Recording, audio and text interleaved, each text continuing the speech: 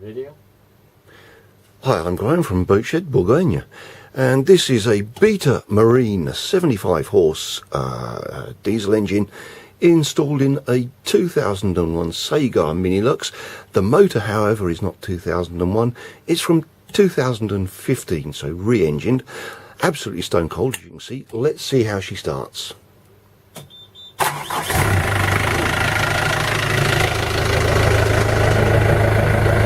Just drop the hatch down. Let's go have a look. Well, let's try and zoom in because you really can't see any clouds of smoke or anything down there. That's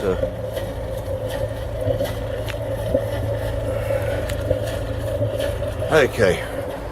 There isn't any smoke, but we can see that that is working. Let's go and see about noise levels in here. Well, that's really rather sweet.